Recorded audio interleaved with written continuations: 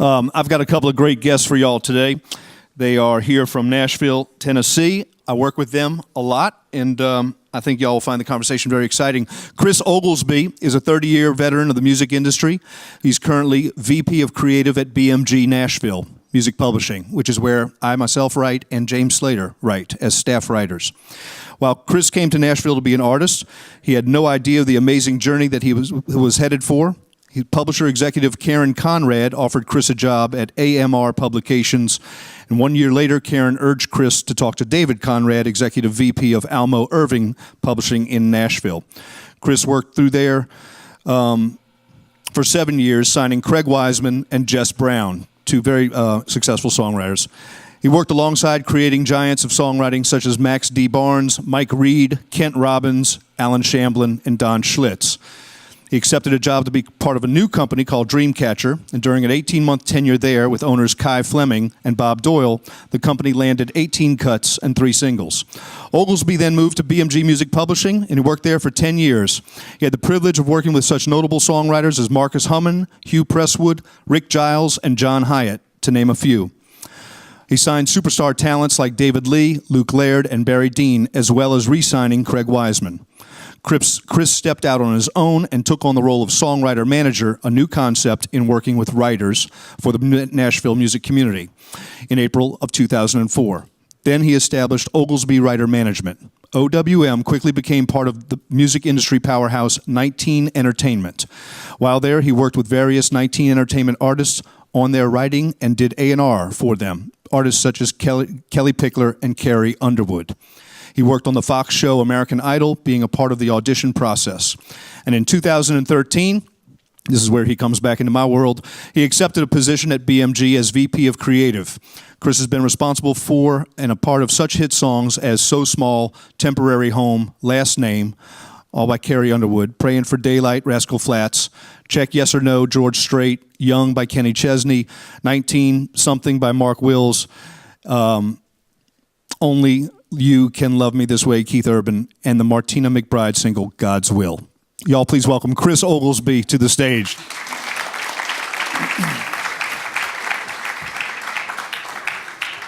The next fella is also a great friend of mine. His name is James Slater. James is a 2-time Grammy-nominated piano-playing bilingual singer-songwriter of Bolivian-American descent, signed to BMG Music Publishing in Nashville.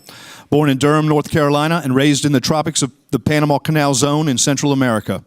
Willie Nelson, Tim McGraw, Enrique Iglesias, Rascal Flatts, Carrie Underwood, Lady Antebellum, Kenny Chesney, Kelly Pickler, Alabama, Reba McEntire, Gloriana, Martina McBride, Chris Brown, Chris Young, and a host of others have all recorded his songs. His Grammy nominations include Jamie Johnson's The High Cost of Living, a country song of the year, and Martina McBride's In My Daughter's Eyes, which has become a modern-day standard. James lived in Zurich, Switzerland for 6 years, touring, recording, and writing with Belgian superstar Vaya Con Dias, and has traveled the world from Panama to Dublin, from Spain to Havana. His Key West Address, a song, is a love letter to the island, and so much loved on the island that the mayor has awarded James the keys to the city. Oh, well, we're going to have to make another trip, aren't we? And it is the island's official theme song. James's latest release is Mexicoma, and is available on Spotify and iTunes. Y'all please welcome my friend James Slater. That was a bio. All right. Mexicomo. Thanks for coming down to New Orleans, y'all. Thanks. Good to be here. Appreciate it a lot. Thanks for having us. We talked about how we might kick this off, and I don't know. Do you want to add anything to the sort of background of like how you got to Nashville as a songwriter, as a music publisher? Where'd you come from? I was an Army brat, so I lived everywhere, but grew up in my younger days singing. And so when I went to college, I sang, and that's how I made all my money in school. So I came down to Nashville thinking I'll go to Belmont, enroll in a music business class, and get an internship. they'll hear me singing in the hallway. Oh my gosh, you're amazing. You should be making records. And then I would be out bigger than Kenny Rogers and Ronnie Millsap put together. And it didn't happen. What did happen was something that changed my life forever. Was I did get an internship and in a small publishing company, and I knew nothing about publishing. I didn't know anything about songwriting. I couldn't even spell copyright correctly. But the first time I saw that whole evolution of a song take place, from getting written in a writer's room and tweaked up a little bit and then demoed and got put on hold, which I figured out what that meant, and got recorded, and then I heard it on the radio. It was the most incredible, and I didn't even write it, but it was the most incredible, life-changing experience that one can have, to be that close to something and then see it do what it did. And I've done nothing since that day except work with songwriters and try to help them, fulfill their dreams. Yeah. James, you want to give any further intro? Well, first I want to say, are we allowed to come to that pajama party Friday night? That Willow? That's cool. That sound kind of moon, rig, fire. That's it, fire. I like it. Well, for me, this is wild because I actually, when I was your age, many, many moons ago, I ended up at this university for 1 year. I was living in the dorm over there, and literally was here for 1 year. And it was at this place, I think I was 18, maybe, yeah. It's at this place. I'd come from Panama Canal Zone, where I had a band. Like a lot of you probably were in bands in high school and stuff. Well, in the Canal Zone, Panama, where I grew up, at 15, I got in a band, and we played every weekend, and we were in Central America. We were playing Santana. We were doing our thing. But when I graduated from high school, I needed to come to the States and get serious about life. So I went 1 year to school in North Carolina, and then I transferred down to Loyola University right here. So I was trying to be a business major here because I thought, you can't really make a living at music. I can't just continue playing piano and making a living. At that time, I was like, that's not realistic. But it was here that I got my first week on this campus. I saw a little sign on the billboard that said, hey, keyboard player wanted for, weekend rock band. And so I ended up, I'll just join a band. Why not? I can say, but I got in this band, and we were playing on the riverboat over there. One of these riverboats was going up, and they're playing Led Zeppelin and everything too. And this is the place where I decided, you know what, after being here and playing music again, my roommate at the time, John Royan, was a ragtime piano player in my dorm, and I'm like, I got to go for piano. So I went downstairs to the music room here. I don't know if it's still there, the piano practice rooms, put a rehearsal tape together, audition tape, and I ended up auditioning because Bruce Hornsby was at the University of Miami. I auditioned for that, got in, and ended up going down there to school. I also like warm weather, so Miami was more like where I grew up in Panama. But it's a kind of a weird full circle now to come back around. After that, I ended up in Los Angeles. I ended up in Europe for 7 years, and now in Nashville for the last 14 years. And so it's really kind of cool to be back here at this campus, and it's amazing. I hope to see you guys 10, 15, 20 years where you are. You never know. You're sitting here now, but damn, you never know where you're going to end up. I ended up in Zurich, Switzerland, touring over Africa and all over Europe, and you never know where you're going to end up. So that's what I just want to say. So the music publisher, the songwriter, this is a partnership that is essential to both of our careers. You want to give a snapshot of sort of a day in the life and professional life of Sure. how it is, at least for you, Sure. on Music Row. If you're fortunate enough to get a publishing deal, which means you're paid to write songs, usually a publisher will cover your demo costs, give you a salary for a year, 2 years, 3 years, and you write songs and turn them in. And Chris is the guy, he motivates me. We write songs. He sets us up on co-writes, kind of does a calendar and says, hey, this week you're writing with this person. Try to strategically make good things happen for your career. So we'll write them, we'll demo them, he'll take them and run them to try to get them to Carrie Underwood or whoever knows who or might be looking. And he's really like a quarterback, kind of moving things around to make great things happen for you in your career. Also, he's got to be a psychologist. He's got to be a psychiatrist. He's got to be like a coach. And I'll let you take it from there. Yeah, it's really wonderful. You want to give a snapshot of your day? Any one of them? Yeah. Well, it's kind of the back end of James's day or Jim's day. I just I do those things. I do all of those things, and I love it. But the 90% of what I do every day, or what Jim does or what James does, any songwriter in Nashville, any publishing company, and it probably goes to record labels too, but 90% of what we do doesn't work. But I drive in every day looking for that 10%, because there is nothing like it when somebody comes in and goes, man, you got to hear this. I just wrote this. You're going to die. And they play you that song, or you go up into a writer's room and you hear them play Temporary Home, or some song that just blows your mind. James has one that first time I heard it, I was in tears, and he wasn't even there. And it's an amazing thing. So, but you do all those things. I try to help writers say, look at their songs more objectively, because sometimes what they think they're saying is not coming through as loud and clear as they think it is, or they've used one particular word, or the sounds of the syllables and consonants are conveying a different message than what they actually mean or what they want to say. And so you just try to help talk through some of that thing. But more often than not, it's because at a certain level, everybody's freaking amazing. So more often than not, is it coming through the point of the song coming through, you know?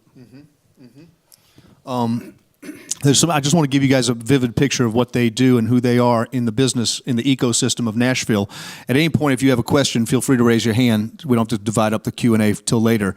I wanted to kind of turn it now from your point of view, from the perspective of, say, a would-be songwriter trying to break into Nashville. I'm going to ask you the same question for advice for them. But, you know, from where a newcomer stands, what advice do you have for somebody aspiring to get into a staff writing kind of position, whether it's Nashville or Los Angeles or Miami? Well, I guess the first thing the first thing is you're always trying to marry like art and commerce. You want to be successful. I mean, Chris wants to hear a song that's going to do the company right, but you also want to keep your identity. So I guess for a songwriter, some of you might be in bands. Some of you might be trying to write songs that maybe an artist, Tim McGraw or someone might record, you know.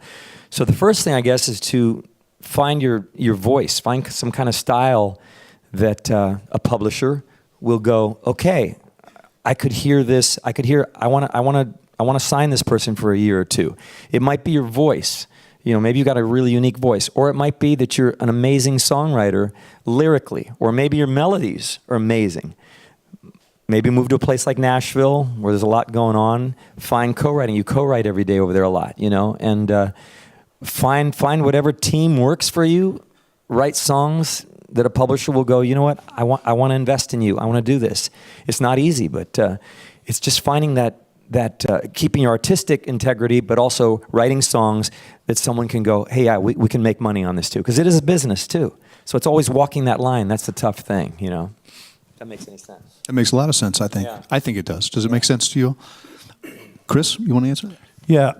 I think there are a couple things. I was asked one time, what's the common denominator between all of the successful writers that you know or that you're aware of? And I think this probably applies across the board into the artist realm too, but they all work really, really hard. It's not... When I first went into the music business, I thought it was going to be glamorous and buses and shows and lights and stage, and there's some of that. But those guys work harder than anybody that I know. Craig Wiseman, who was the very first person I ever signed to a deal, just recently was awarded the ASCAP Heritage Award on their 100th anniversary, and the Heritage Award was for being the ASCAP writer with more performances over the past 100 years than any other songwriter. And the reason he got that award was because he was in there every day at 9:30 going, "Chris, you got to hear this song." And he would play me this really bad work tape that he made the night before up till 3 in the morning. And that was every single day. He was in my office playing me work tapes or coming in and playing me the song and then coming in the next morning playing me the work tape. But across the carry, nobody works harder than that lady, you know, and her team of people around her. They really, really work hard. The other thing that I would say, too, and I don't think that this works across all genres of music, and it doesn't matter what music that you like or what you perform, but know the rules going in. And you will hear a lot of people say the first rule is there ain't no rules. Well, it's not true. There are rules. And you got to know them and you got to follow them. And it's just like when you're trying to learn to drive a car. You know, there are rules in driving a car, but first you got to get the art of looking out the windshield and looking at the speedometer while you're looking at the thing that shows you behind, and there's a mirror over there that shows you behind, and that shows you behind, and there's the gas pedals on the floor that that's the brake. Never mind. Well, how do you know when there's the right length to turn your turn signal on? And learning to drive a car was hard for me. Of course, I'm an idiot from Illinois. So, but now I've been doing it a while, and I can talk on my phone, eat a cheeseburger, drive with my knee. I know all of the laws to break. I know I can go 15 miles an hour over the speed limit, not get caught. I know which stop signs to roll through, and nothing's going to happen. I know how to break the rules and not get caught because I do it in a way where I don't stick out. And I think in your music, you have to figure that out. How do I stand out in a crowd? How can I be fresh? How can I be different? And the way you're different is to know the rules and figure out what works on a broad scale, and then what you can do to bring something fresh and creative in while giving people things that are familiar to them. You know, it's kind of like Bruno Mars. You know, it's not different. It's just fresh and it's cool. Or Ed Sheeran. It's not different. It's fresh. The guy stands up there and loops everything. It's just fresh and it's cool, and it works in the country market. It works in the rock market. It works in the pop market. And I think when you allow yourself to know the business that you're getting into, you're going to give yourselves the best opportunity to succeed. Great. Yes, sir. Yeah, thank you.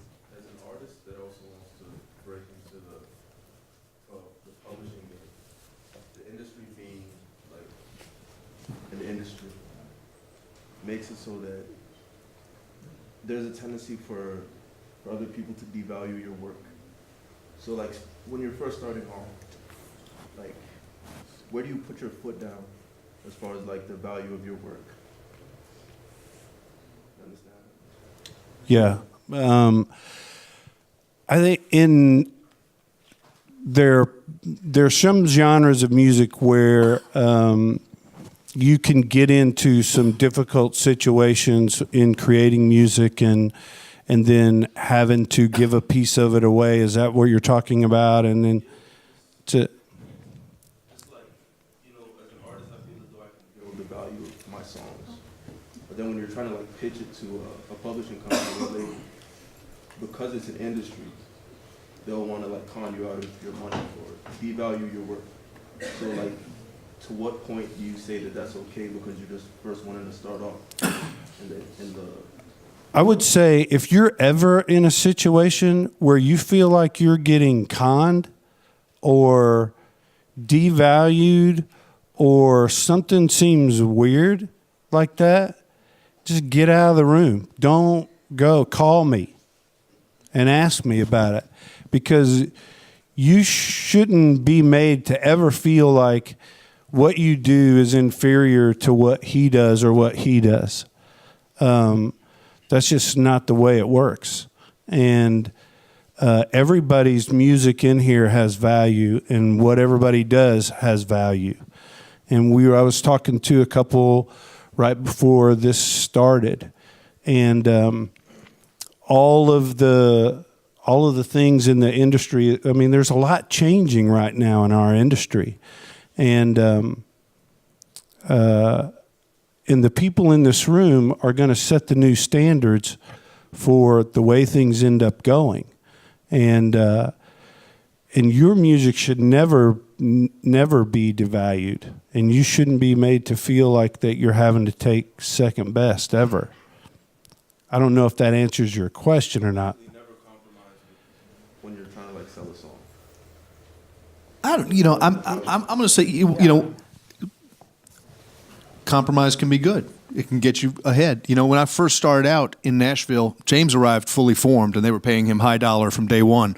But, I took a very low draw, a very low income. Compared to the guy next to me, it was abysmal. And I didn't feel undervalued. I just knew that I was brand new and hadn't proven my value yet. That's kind of the entry-level wage that they paid at the time. And it wasn't anything to be proud of, but I knew that I had a foot in the door, and that now that I was in, if I could gain some leverage and prove myself successful, that I would get the opportunity to raise my salary. And I was right.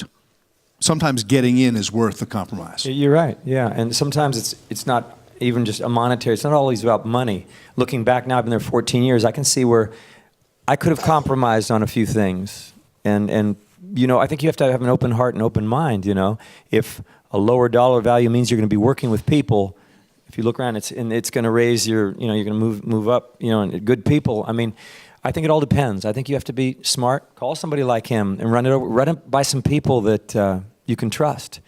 But I think compromise is a good thing sometimes. Can be. Yeah. Depends. Anybody else? My question's for you. How has being bilingual benefited you in your career, and since you do work in publishing, how has have you ever had to translate some work, and you get paid higher because that's like your profession, and then you're also bilingual? Mm-hmm. How has being bilingual benefited him as a professional songwriter? Man, it's awesome. When you're growing up in Central America, my mom was born in the States, but your mom, and I'm sure all of you have been in Spanish class before, and you probably didn't pay attention. Maybe you're probably, and trust me, 10 years from now, 50, you're going to go, why didn't I listen more in Spanish class? It's just like that. When we're at a certain place, we don't realize the value of something until 10 or 20 years later. Well, luckily, I was raised in Panama, so I learned Spanish. And my mom was always saying, hey, one day you're going to be happy. It's just like the same thing. One day you're going to be glad I made you practice the piano. And you're like, but later it serves you well. So about 2 years ago, I got a call from a friend, and he said, hey, do you want to do this song for Willie Nelson?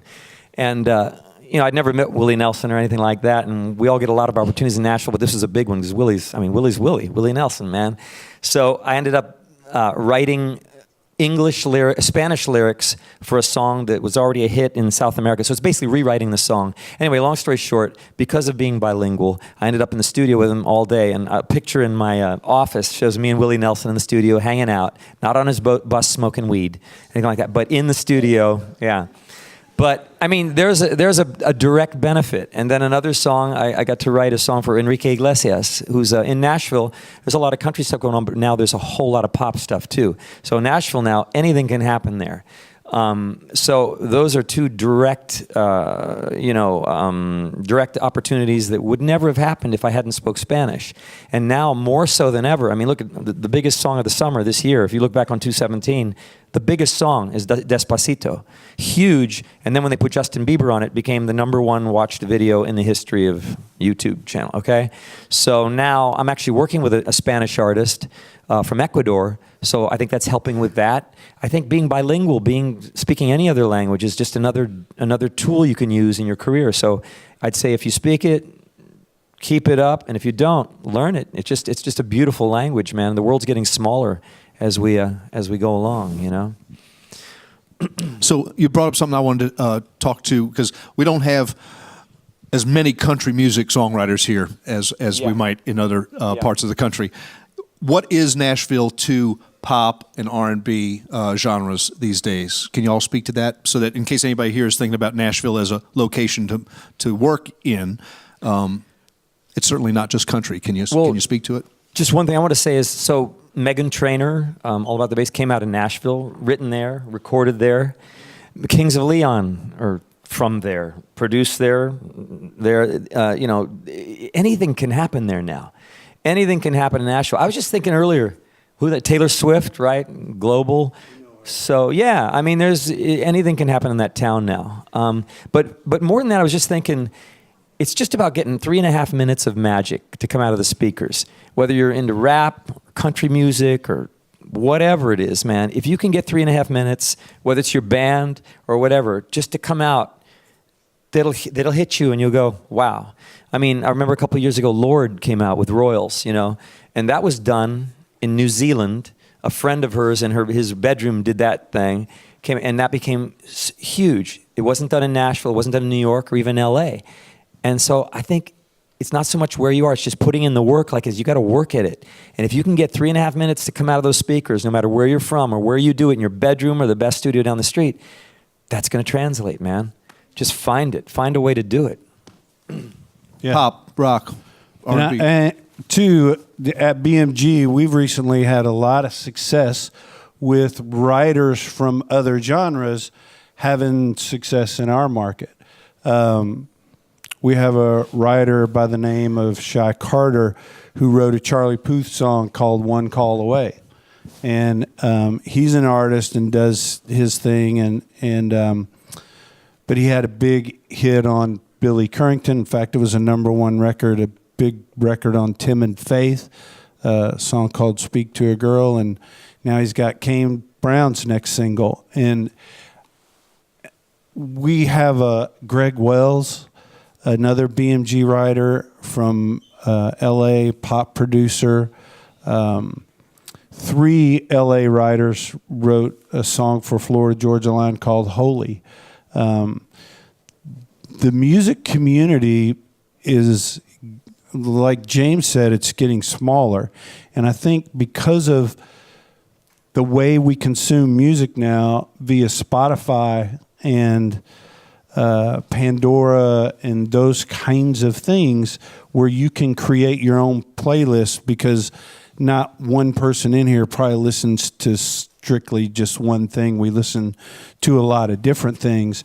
So your playlist will consist of a lot of different things.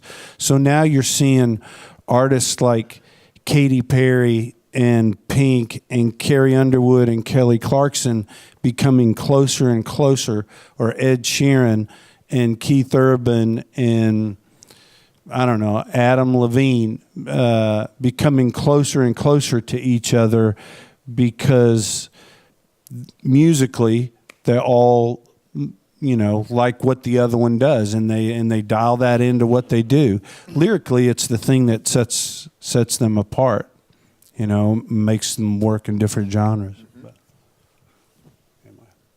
You want to play some music? I'll play something. We got a beautiful piano here. Shoot, yeah, I'll play something. Yeah. Take a minute. Song is worth 1,000 words. Think up some questions while he's tuning up here. I want to get your questions up here, okay? You know what I always wanted to do? Make sure this is on. There we go. I always wanted to do this here. Do you know what it means to miss New Orleans? and miss it night and day. I'll tell you one thing more, I miss the one I care for more than I miss New Orleans. I just like that song. I don't know. But I thought, so I grew up playing in bands in Panama, and then when I went to Europe, I actually played in some piano bars all over Europe. Then I got in this band that was a very well-known band and started touring all over Europe, then ended up in Nashville. But what I was just thinking is all that training in the piano bars, and even my 1 year in New Orleans, I'd go hang out down the bars down on Bourbon Street and just check out all the piano players, led up to like this song right here. This was written in Nashville, and this got us a Grammy nomination for Song of the Year. We lost to Taylor Swift that year, but I will tell you, as you can hear, my time in New Orleans comes out in this song. It's called The High Cost of Living Ain't Nothing Like the Cost of Living High. I'll just do a verse and chorus, I think. I recorded it by Jamie Johnson.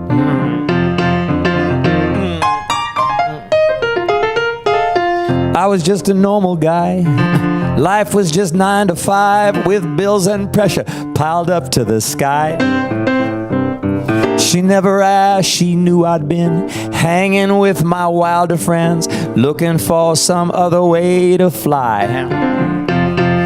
3 days straight was no big feat to get by on no food or sleep, and crazy was becoming my new norm. I'd pass out on the bedroom floor and sleep right through the calm before the storm.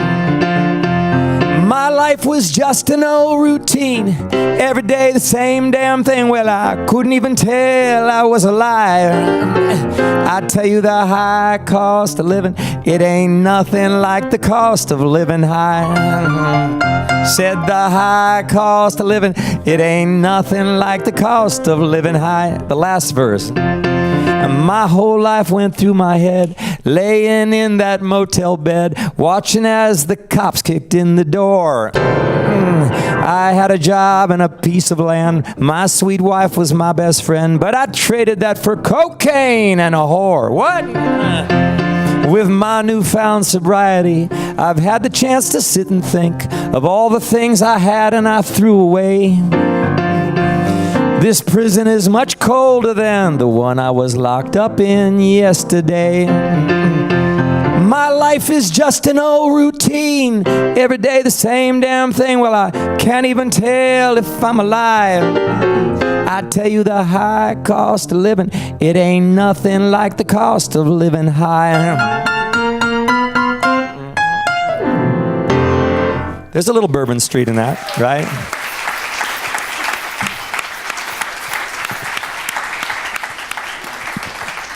The original recording of that, of course, is really, Jamie Johnson, if you hear, is like, I was just a normal guy.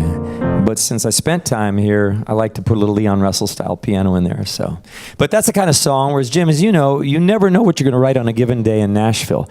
I had that title for 2 years, trying to write it myself because I'd written a song alone, 100% song in my daughter's eyes, which I had a lot of success with, but I couldn't write that. And like a lot of you might have, I couldn't write that alone. I hadn't had the experience. And finally this dude, Jamie Johnson, shows up. He's from Montgomery, Alabama, former Marine, and he walked in, man, and we wrote this thing, never knowing it would even get on the radio, never thinking we get to go to the Grammys. But that's the beautiful thing about co-writing, man. You find the right magic, you find the right person, and if it gets on the right day, as you know, you hit it. You might go 100 times, write 100 songs, and it's all right. But that one day you get that 3.5 minutes of magic, and you go, damn. But you got to do it a lot. Like Chris says, work your ass off for it. So. Can I just Please. On the subject of co-writing, since you guys have mentioned that a bunch, and I'm always trying to encourage my students to write together. Yeah. You're with a lot of really interesting, talented writers Yeah. here, so take advantage of this. But I have to say it's very hypocritical of me because I've never succeeded in writing together with anyone else. And so, there's got to be difficulties, right? Do you ever co-write with someone and it ain't happening? What? Oh, man. It's yeah. always not happening until you decide to make it happen, kind of. I think we have a mutual friend who always used to say to me when I was starting out, do you want to be right or do you want to come away with a hit song?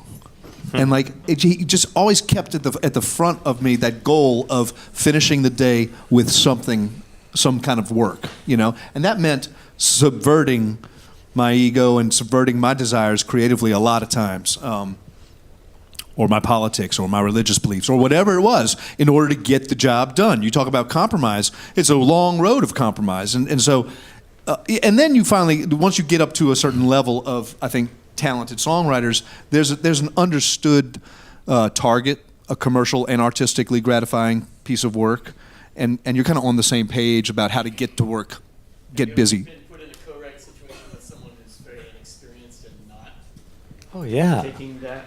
We've been in every situation. I mean, literally, Chris, we'll write 5 days a week usually. And sometimes it's with writers that you know, you've worked with for many years. And sometimes a lot of times it's brand new artists, or you'll be in a room with, and it's just part of the deal, man. You'll come away certain days and you'll be like frustrated, but other days, on those certain days, it'll also be maybe with somebody you didn't think. You'll be like, I'm not sure if I need to show up for that, but the magic might happen. You just don't know. And I think you're right. Everybody in this school is here. You know, you've got so many creative people. I say just get together, different combinations. You never know what's going to work. I mean, bands have started in Nashville. Those two guys from Florida Georgia Line, whether you like them or not, I mean, they were in Belmont University, just like you guys are in school here, and they just started writing together. And I've got a couple friends I got one friend in particular who's successful, right? He wouldn't write with them. He was like, I don't know about these guys.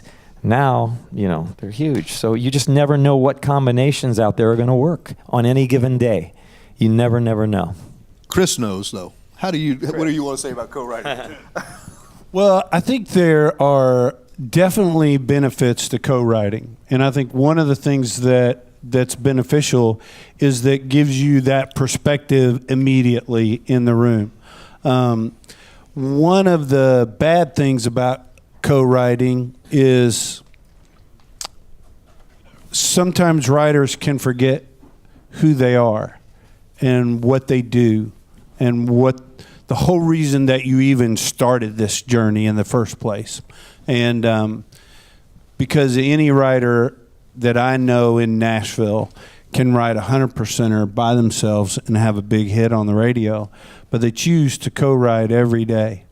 Now most of the time it's 3 people in a room, which is mind-boggling to me. But I think going back to the good parts of it's part of learning those rules. You begin, do you want to be right, or do you want to go down this road or to money? Follow me to the money. And so it's part of learning the rules and the little nuances that you can pick up and use. And when you do that, you begin to start implementing those things subconsciously. You don't even think about it. You're not even thinking about driving the car anymore. You're just driving. And you're more concentrating on the phone conversation that you're having. And it's the same with writing. You're not thinking about what words rhyme and does this fourth word in this sentence the same, how many syllables, whatever you writers think about, I don't even know. But you're not thinking about them anymore. You're just writing what you know, and it's coming out right.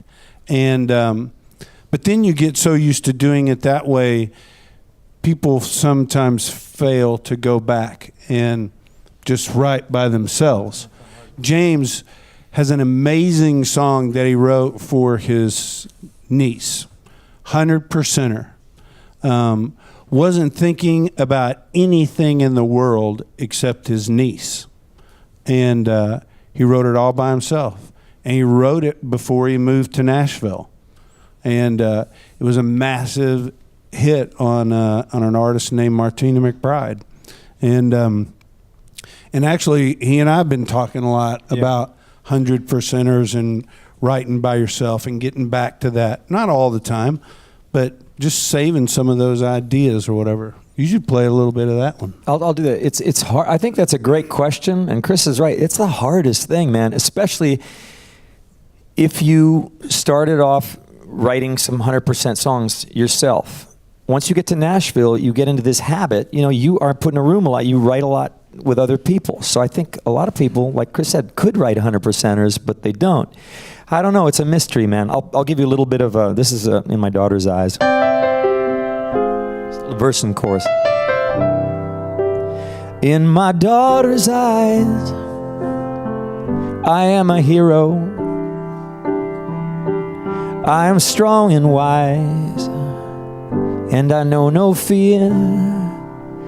But the truth is plain to see. She was sent to rescue me. I find reason to believe in my daughter's eyes. So that's a song, like Chris said, I wrote actually in Europe just before I came to Nashville, not thinking of all the rules. I didn't even know the rules of Nashville. But it happened that when I got to Nashville, that got picked up. Garth Brooks heard it, liked it, but wasn't recording. He was trying to raise his kids at the time. Martina heard it, recorded it, and it was a big song. And I'm just going to give you a little bit of another one. This one, right after that, I couldn't have written alone. I had to write this with Rodney Crowell. It's like, it's going to be the hardest thing, man. It's like I say, certain songs you're going to keep and you're going to try to finish them yourself. It takes a lot of balls. You got to finish it yourself, good or bad. Other ones, you're going to find that magic co-writer. It's tough. But I'm trying to get back to writing alone, like Chris says, and he's been great about encouraging that. But you got to block out, you got to turn off the cell phone. You got to turn off all the voices about what's working on the radio or what's happening with music. But I'll just play this. This one I couldn't have written alone because this part of this lyric, this is Rodney Crowell, man. I love this song. It's Tim McGraw recorded this and Emmylou Harris. Here's to the corners yet to turn. Here's to the bridges yet to burn. Here's to the whole thing blown apart. It's open season on my heart. The days go by like flying bricks, leave gaping holes too deep to fix. I'd just stay home if I were smart. It's open season on my heart. Just a half song. But that one, that was originally entitled The Finest Drunk in the World. I know, I had this idea, the finest drunk in the world. I still like that title, but we got together with Rodney and he's like, no man, I got this idea, and we worked it out. And that's a situation where I look back and I couldn't have written that, alone. It just turned out right. So, you got a question up there. Yeah. Can we jump? Yes, ma'am. You keep mentioning rules that we need to learn. What are those rules?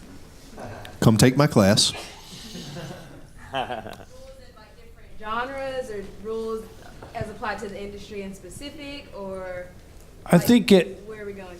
I think it's all across the board. Whatever you, if you're going to write in the country market, there are certain things that lyrics can do and can't do.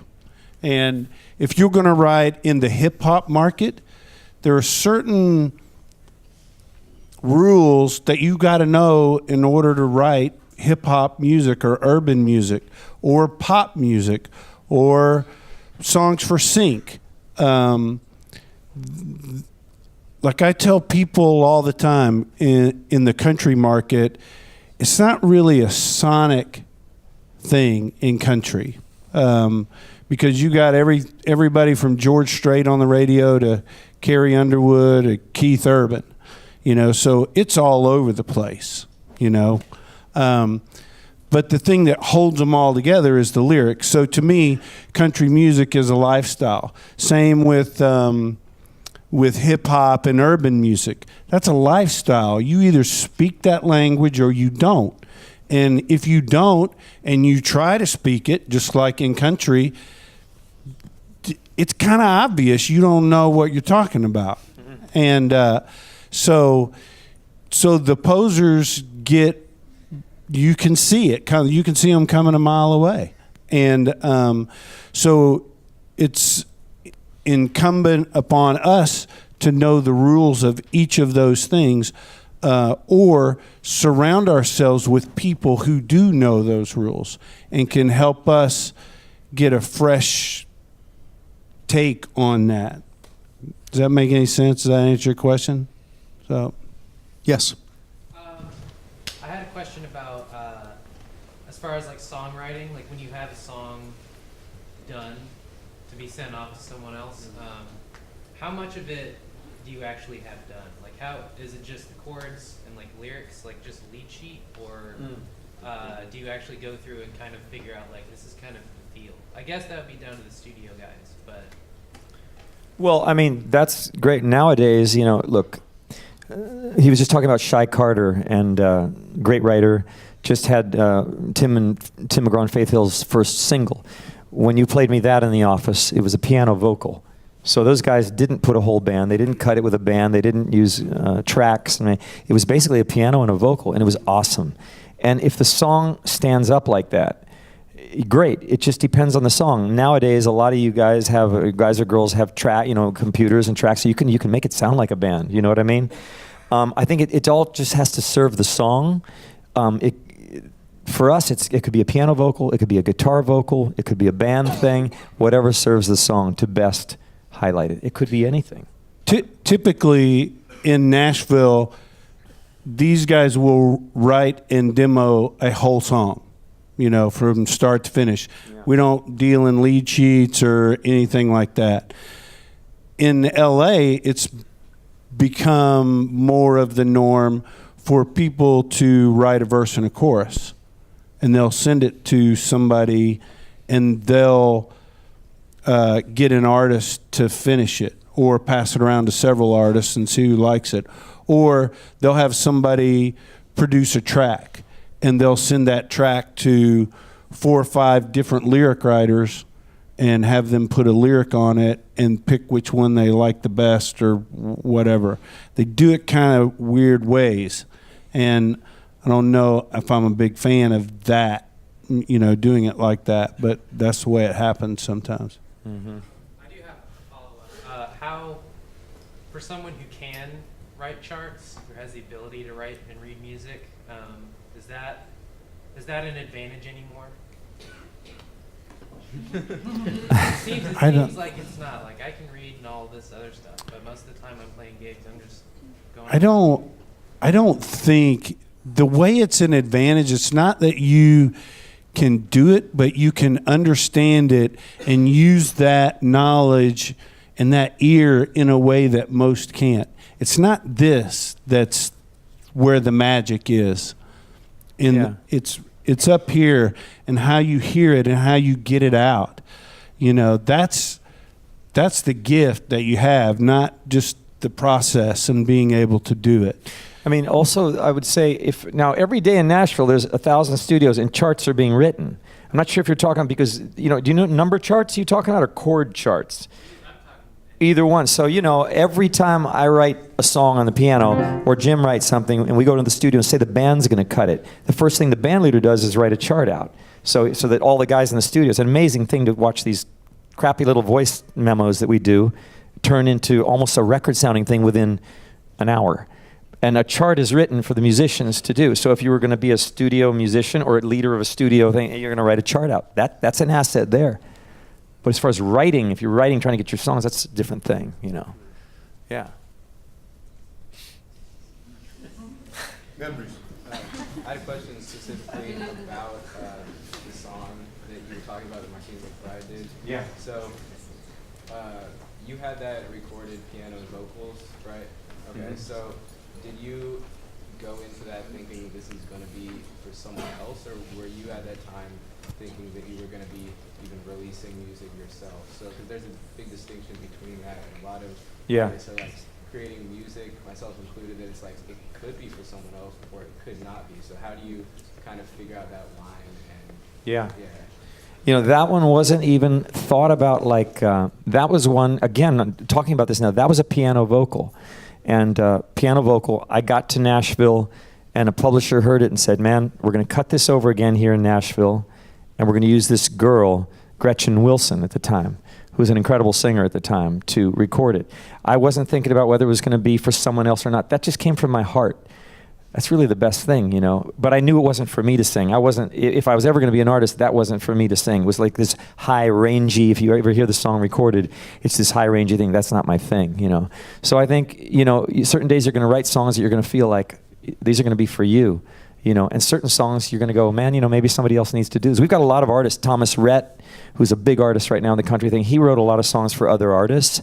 There's so many artists, Florida Georgia Line, there's a lot of, some songs are going to be for you, some songs you're going to, farm out to other people if Let's you're lucky. give some love up here. Yes, ma'am, you have a question? I feel like they touched on some of these points already, but I guess in general, like, what is the protocol, I guess, for an aspiring songwriter to, like, shop your music and get it into the right hands? Like, how do you go about doing that in the first place? That's the $1 million question right there. You know what? It's not easy, and everybody's got a different roadmap that they've used. And but I would start with getting to know as many people inside the music business industry as you possibly can, because all those roads will lead somewhere. So get to know people, the writer representatives at different PROs, ASCAP, BMI, CSAC, different songwriting organizations. You guys here enrolled at school have a wealth of knowledge that you get to learn from every day. Some great experience and some great wisdom. I would pick their brains, and then figure out your own path. It's not rocket science, and you're not going to be able to read it in a book. It's just going to be something that you have to figure out, what you want to do and what the best way to get in is. I didn't get any help from my time at Belmont. Nothing against Belmont, but they didn't help me get an internship. So I went home mad, pulled out all my favorite records, and on the back of a Ricky Skaggs album, I found a studio called AMR, and I talked myself into an internship there. And I didn't know nothing about the music business. I'd been in Nashville since June. This was August or September. And they knew right away I didn't know what I was doing because of the questions I asked. But it was just the beginning to get in and to get to know some people. And I was lucky enough to have put myself in a place where I was surrounded by all these things that were like, oh my gosh, this is incredible. And it encouraged me and inspired me to keep going on. So I wish there was a better answer, but that's hard. It's hard. Yes, sir. Yeah, for students considering being full-time staff writers, do you think it's necessary still for them to move to Nashville or LA, or do you think that they could do that successfully from New Orleans? I think, can you do it successfully from somewhere else? Yes. Is it going to be more difficult? Probably 50 times harder. It's just the way it is. We were talking about this friend of ours, Shy, who's had success, and he doesn't live there, but he comes there to write, and now he's talking about moving there. So my question is that good or bad? Because if he moves there, everybody gets to peek behind the curtain, and see. Now he's kind of this mystery guy, Shy. He's even got a cool name, Shy Carter. But if he moves there, everybody gets to peek behind the curtain. Now it's, well, I want to get with Shy. I want to get with Shy. And it's going to, maybe it has the opportunity to turn in, oh, did you hear about Shy? Oh, did you hear about, so I don't know. But I would say if you don't live there, you should come regularly. Because if you're going to be a songwriter, you should go where songwriters hang out. And if you're going to be an artist or you're going to be an actor, you go where actors hang out, depending on what you want to do. or you want to hunt tigers, you go to where tigers are. So, yeah, Texas. Do we got to close up at 6? Is that right? Okay. Okay, good. I'm not shutting it down. Any questions? Yes, ma'am. In terms of the music industry in general, what would you suggest recent graduates or up-and-coming artists or A&R managers, what would you suggest them to do if they want to break into the music industry in Nashville? As business people. Right. Have you interned up there at all?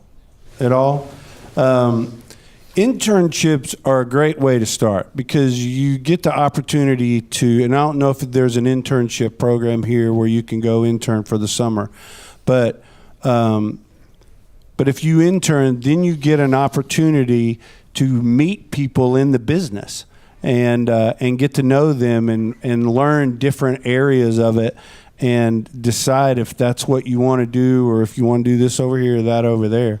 Then the other thing is same as if you're a songwriter.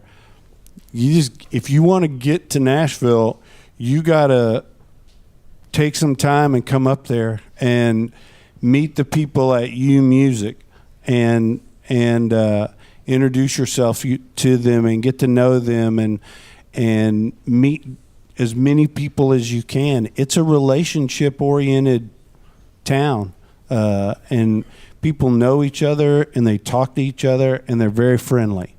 But it's a really tight circle, and so you have to put yourself in a position to win and succeed, because no one's going to pick up the phone and say, hey, I heard you just graduated from Loyola or Belmont or wherever. They're just not going to do that. You know, you have to go put yourself there. So. Anybody else? As a songwriter, so you're able to sit down in the piano and play piano awesome and feel comfortable on stage and you're able to sing. What is it that draws you to being a songwriter rather than being an artist? Because I feel like a lot of artists in here who write a lot might kind of be wondering that, you know, do I want to be a little more behind the scenes and write for people, or do I want to make something out of myself and all my own work? Mm-hmm. So for you, what draws you to being more of a songwriter? I mean, I think you find that out with your journey, you know. You end up in a place like Nashville, you sit down at the piano, you write, you perform. If people are starting to record your songs, you know, maybe you're going to be more of a songwriter. Maybe you end up going on tours. You see that maybe the road isn't something you want to do. It's a lot of work, man. It's a lot to be an artist. Man, I was just reading an interview with Jason Isbell. I don't know if you know Jason Isbell. He was saying Luke Bryan, you know, fills up the Bridgestone, a big arena up there. He's always wanted that, to be able to fill arenas like that. Jason Isbell's more, no, for me, I want to be more of a writer, artist. I don't need to do that. Not that that's not, it's great if you can do that, but he'd rather do smaller venues like the Ryman and put out art, shall we say? So everybody's got a different path. For me, man, you know, it's like, I just saw Ben Folds at the do this great, you know, he's not filling up stadiums, but he's playing smaller places, happy. I think you find your own place. You put your heart and soul into your music. You end up becoming an artist if that's what you want and doing the work. Or it might turn out, man, you end up just being a songwriter, which is also an amazing profession because you can put out art, different people can record it. It all depends in the end who you are, and you'll find it out by doing it. You know, if that makes sense. Yeah, I think your passion will lead you. If you're passionate about being an artist, it's an enormous amount of work. You'll want to do the work. Yeah. And if you're not, you'll back away from it. Yeah. What's that old saying from The Artist's Way? It's a lot easier. A lot of people complain, well, I can't do it. It's a lot easier to be a blocked artist than to do the work necessary to become successful at it. It's not easy, man. It's hard. But if you want it bad enough, you do it. Yes, ma'am. What is some advice that you would give us when you find yourself in a writer's block and you don't know what to write about anymore when you sit down and grab a pen? What would be some tips for that? Are you Latin? You got a little accent happening. I'm from Madrid. Where? Madrid. Oh, Madrid. Okay.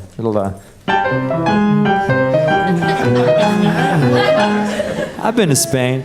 I saw AC/DC in Spain years ago, and Malcolm just died, you know. But well, Jim can answer that too. I think writer's block is one of those things. You know, you got to stir things up, man. We all get that. Where you're like, sit down, you're going, I have nothing more. I don't know what else to say. You got to take a trip back to Madrid. You got to go to Cuba and drink mojitos. Maybe you read your favorite author, Hemingway. It could be anything. You've got to stir up the pot. What do you think? Always be writing. You know, I think the best antidote to writer's block is be prepared. So like in the meantime, between say writing appointments, I'm always looking for ideas, titles in the books I'm reading or the magazines or the movies I'm watching. Always be writing. You're collecting the stuff so that when I get with James tomorrow morning at 10 a.m., hey man, look, I got like 10 titles. Which one do you like? And he, as a music guy and a lyric guy, is taking little voice memo notes of melodies and riffs that he might be coming up with in his dream or whatever. You know what I mean? Come in with ideas. Or if you're just writing by yourself, have that sort of grab bag of ideas that when it's time to write, you go, okay, let's see what I got from the last couple of days I've been thinking about. Ideas, musical or lyrical. Be prepared. Mm-hmm. True. Any other questions? Yes, sir. Suppose you started as a songwriter, and because that's where your strengths could be, but wanted to transition into a performer, like kind of the Bruno Mars situation. How does that transition happen?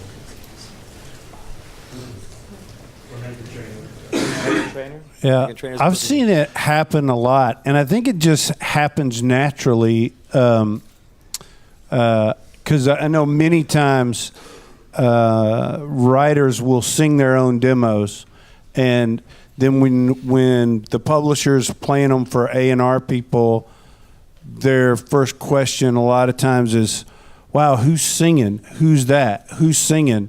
And you get that enough times from different labels, you begin to know, you know. So it can happen like that most of the time. True.